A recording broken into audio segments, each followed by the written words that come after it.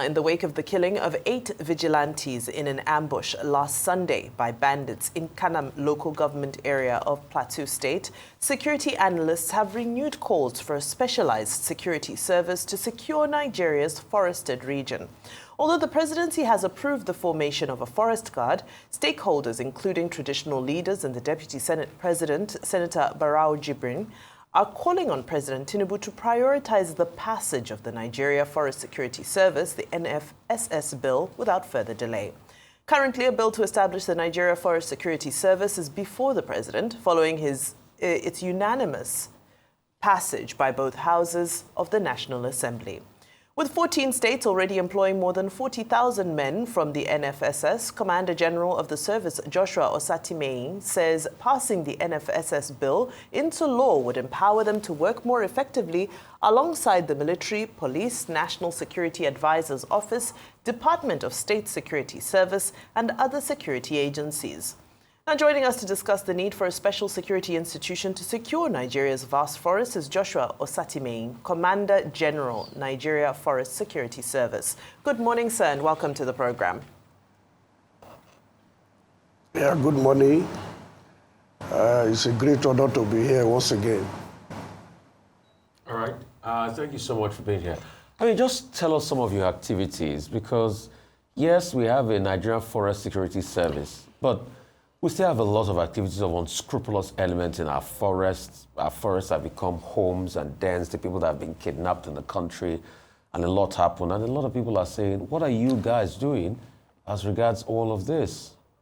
Do you have some successes you want to share with us? And what are your challenges? Yeah, good morning. Yeah, good morning, sirs. Good morning, Nigerian.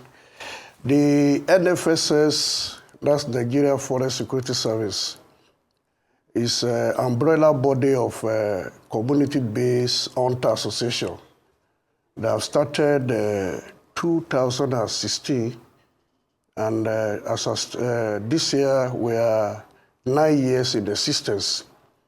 And we have our command structures in all the 774 local government and in all the 36 states of the country, including the FCT. We have been trained by the constituted authority with the police. Police have 15 training schools, 3 colleges, and 1 training institutions. We have a collaborative approval by the Inspector General of Police for NFSS to be trained in lieu of managing security challenges for grassroots transformation. We have been trained in Owanone, that is in Benue State, in Nekede, in Imo State, Nowatai River State, Ikperu in Ogun State. All these are conducted by the Nigeria Police Force. And at the same time, we have a collaborative approval with Nigeria Security and Civil Defense Corps.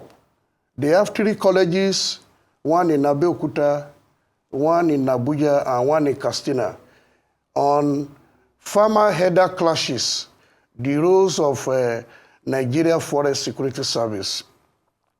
I'm saying this just to go to the memory lane of our existence. And we have been working hand in hand with the constituted authority. Let me start from the Northeast.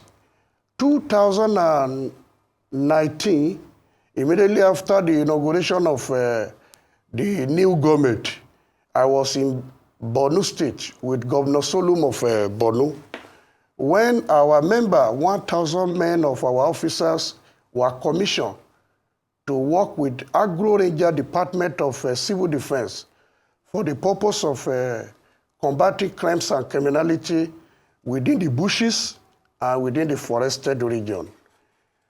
Also in Bauchi State, since 2020, His Excellency Governor Bala Mohammed has commissioned 800 of our members for us to work with the constituted authority, because we know the interconnectivity of all the forest linkages in Nigeria. And we know the nautical posts of all these forests. We have identified it. We know how this criminal can be liquidated within the forested region if given the opportunity. But in our little capacity as a quasi or volunteer group, for the past 9 years, we have been working hand in hand with the constituted authority. Also in the Northwest, we are working with the Kebbi State Governor to gather security intelligence, local intelligence within the forest, especially the forest that border Kwara and Sokoto State within Kebbi axis. Also in Kaduna State, that is part of Northwest, our men are currently working with the military, especially in Kamoku Forest National Park. So we have been working. Okay. And also in Southwest, we have approval with the government of Oyo State. 2 years ago, our men were able to, we arrested about 11 kidnappers in Okeogun. And His Excellency Governor Seyi Makinde said, if we can do this without government support, that means if we are being supported, we will do better. Okay. He gave us brand new helos. Yes. And 33 motorcycle for us to navigate our way within the forest. It's clear that you're doing impactful work. Now, some of the questions that people are asking are, this is NFSS you're speaking on behalf of. The president is now speaking about the forest guard. We have the park rangers. What's the difference in all these? Can't they all just come together and be one body? As opposed to us having all of these, different groups with overlapping activities. That's number one. And number two, many people are saying the work that groups such as yours are doing, or even a potential forest guard does, it cannot be as effective as it needs to be without the support of state police. So people are saying that in conjunction with all of this, state police also needs to become a reality. What's your take on those two positions? Yeah, we are working hand in hand with the leadership of Minister of Environment, where the National Park Service have their agency, their department rather. The National Park, the National Forest Guard, given approval by Mr. President, I think National Park Service and the National Forest Guard, they are working under the Ministry of Environment. And they have been in existence. This is to prevent ecosystem and biodiversity, conservation of ecosystem and biodiversity. But our organization is to mount security presence within the forested area. By the time last year, we have training with the National Park Service. The Conservator General, let me quote him, told me that out of 17 national parks they have in Nigeria, it's only 3 that are accessible. 14 have been taken over by the bandit. Because their role is not to mount security presence, it is to prevent endangered species, conservation of ecosystem. But ours is to mount security, surveillance, to guard, to collect local intelligence to the military and to the police for effective service delivery. You all recall that 2 months ago, I was here and I said, as today, Nigeria has 36 states, including the FCT. 17 out of these 36 border international community. In the Northwest, out of 7 states, 5 border international community. That is Kebbi, Sokoto, Zamfara, Jigawa, and Katsina. And when you go to Northeast Nigeria, the Sambisa forests that have been our major headache in terms of the regional security. only Sambisa alone border in 3 international communities. And this Sambisa border 6 states within the Northeast and the Northwest. In the Northwest, we have Kano and Jigawa. In the Northeast, we have Borno, Yobe, Bauchi, and Gombe. We have our plan to put our forest interdiction marshal between all these command sectors so we can prevent infiltration of all these criminals from Niger, Burkina, Cameroon into the country. So the National Forest Guard is to prevent the ecosystem and biodiversity, that is endangered species. But we are to synergize with the constituted authority in area of gathering local intelligence as first responder, as first line of defense in every community and within the forested zone.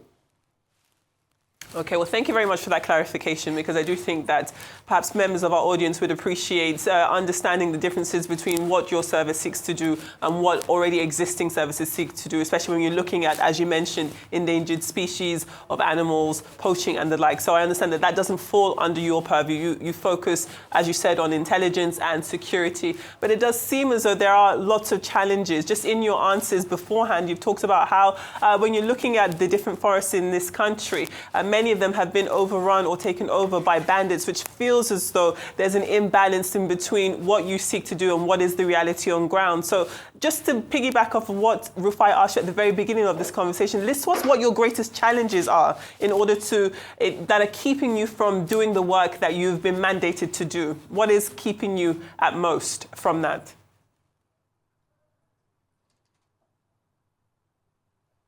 Yeah, we have major challenges, and everything you do, I believe there must be challenges one way or the other. But the major challenges is the formalization of our agency. This will burden our men that are working. Because over the year, like 3 months ago, we lost 2 of our members in joint operation with the military in Kaduna. But remember, these 2 people, these officers that died along with the military will be compensated. But our member is we from headquarters that we contribute 1 or 2 10,000 naira to give to the family because we are volunteer. But assuming our bill is accepted today, that means everything we are doing is under the law, and it will give us confidence to do more, to take battle to this criminal element within their hideout. And let me say this, what Nigeria is facing today is not the fault of this present administration. It's an inherited problem. Last week, I was here as well. I made one point that the post-Gaddafi death and the likely implication in West Africa regional security has not been analyzed. When Gaddafi was in power, he gathered so many fighters, mercenary, from different African countries, Mali, Chad, Burkina Faso, Algeria, even Sudan. But immediately Gaddafi died, what became their fate? These people are the one moving to West Africa to fuel crisis.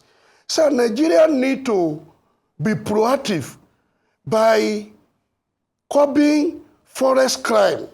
There must be an existing structure that will mount the security of the forest to report teleguided information about the criminal into the police and to the military for grassroots transformation and for economic prosperity of the country. So if all this, and what we are saying, I think is cost effective. It's cost effective. Everybody knows, thank God the Mr. Rufai is there. everybody know what a missile costs or a fighter jet costs in the world today. But what we are soliciting for is for us to be recognized, give us modern day security gadget that can enable us to navigate, and a motorcycle to navigate the forest, so that we can report teleguided movement of all these criminals to the authority.